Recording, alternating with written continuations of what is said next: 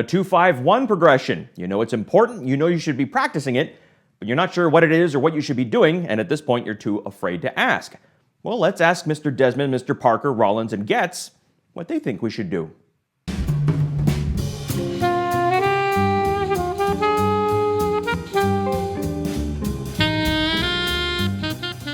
Hi, and welcome to the Saxophone Academy. I'm Dr. Wally Wallace, and if you're interested in saxophone masterclasses, please do subscribe and be sure to hit the like button to make your saxophone more shiny. Now today we're talking about the 2-5-1 progression, what it is, how we should practice it, and I've also got a built-in workshop on both alto and tenor to get you playing along. Now the 2-5-1 progression, we are talking about a chord progression, but some of you may be wondering why are we using the numbers 2, 5, and 1? Well, we're talking about Roman numeral analysis. Don't panic, it's fairly simple. Let's go through it. So Roman numeral analysis is just a way to analyze chords where they fall within a given context. And we're going to be dealing with the key area of G, saxophone G, concert B flat for alto, concert F for tenor, because that's where the last couple workshops have been. And if we look at the 2 chord, we call it a 2 because it's built off the second scale degree of G. And when we stack a chord on there, we get an A, C, and E. And being that it's jazz, we're going to add the 7th, which is a G. And that's the 2 chord. Easy peasy, ham and cheesy. The 5, we call a 5 because it's built off the 5th scale degree, which is D in the key of G. So we have a D, F sharp, A, and C because we're going to have the 7th, making it a dominant 7th chord, which you've probably heard of. No big deal, don't panic. Now you may have noticed that all these chord tones, all these notes fall in the key of G because they're all built off the G major scale. And you will find the notes of the D7 chord in particular create a little bit of tension. Those notes create some drama for G major's mama. The F sharp and C, and specifically, wants to resolve to the home base of G major. That tension, that little bit of pull, creates interest in the melodic line. And if you study great melodies in any genre, that's what a great melody is. It creates tension and release. That's a lot of what music is. And this chord progression you will see in jazz all the time. A lot of times it resolves nicely to the home base. Sometimes 2 5s go to interesting and new places. We'll cover that in a later video, no worries. But right now, how do we solo over it? What do we do? Well, you may be thinking, well, great, let's start to outline the chords. I don't think we should start there. That's putting the cart before the horse. There are people that are outlining chords. They're called the rhythm section. I think we should start with building melodic lines within the key area and see how these chords help shape and color these phrases. So instead of a long discussion analyzing the stepwise or leap motion within a melodic line, let's start with listening to Mr. Paul Desmond and see how he navigates a 2-5 chord progression.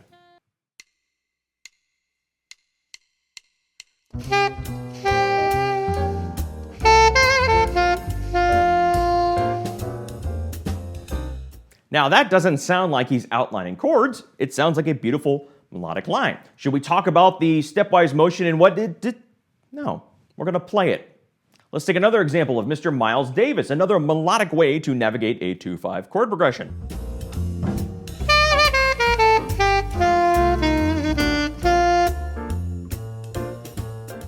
Should we analyze the chord tones and how he did it? We're going to play it later on. Now let's listen to Stan Getz and see another approach of navigating a 2-5 progression.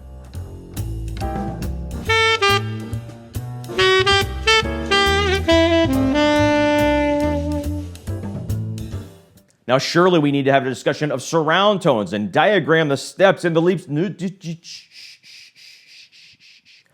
We're going to play it.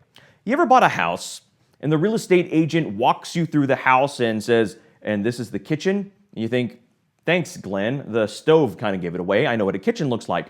I kind of feel the same way with analyzing melodic lines. You have eyes, you can see where it steps and leaps. So instead of a lengthy discussion diagramming where it's going, you have limited time. Most of you are adult students. You have a half hour to an hour a day to practice. If you're lucky, you know what steps and leaps look like. Let's play and hear the melodic lines. It's a much better use of time, in my opinion. And by doing some call and response exercises, we're not only seeing it, we're hearing it, and we're building a kinesthetic memory, combining all these mental faculties into what will become our language. Now, there are some music educators that will poo-poo this approach and say it's rote learning. And that, well, yes, you can play it and you can hear it, but if you don't understand the theory behind it, you don't understand it.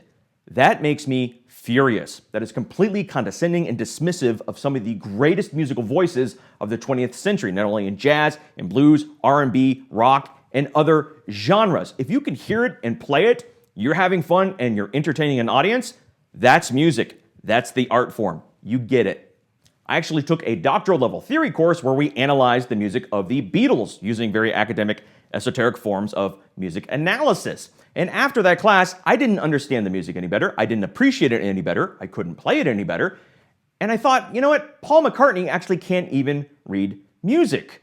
Music theory has its place, but it comes after the creation of music. So we will talk about theory in this ongoing series, but let's get to the playing and the listening first. We can analyze a little bit later. And I actually compose music, and when I compose, I start with the melody and the lyrics, and then I figure out the chords and the theory after the fact.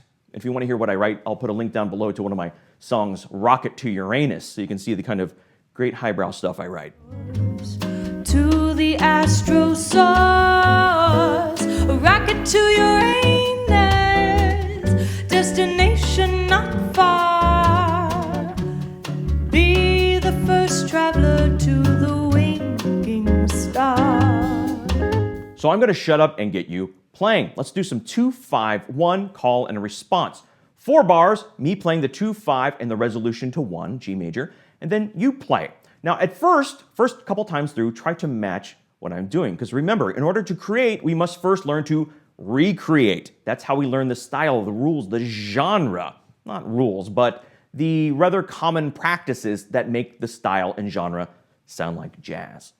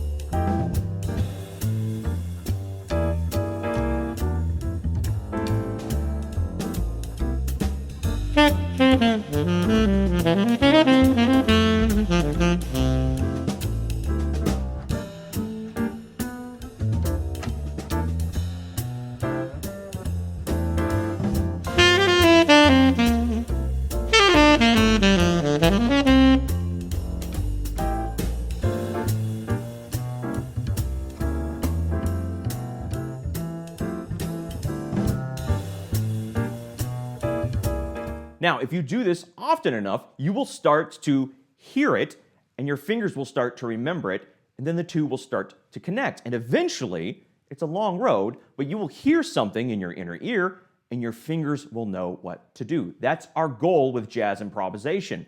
It's a fun process, and I think you should be listening and playing a lot more than just analyzing what other people are doing. Let's engage our visual, oral, and kinesthetic, and eventually we'll start to memorize this language and maybe put it in some other key areas. But step one for me and for my students is not to take a tiny bit of language and put it in 12 keys.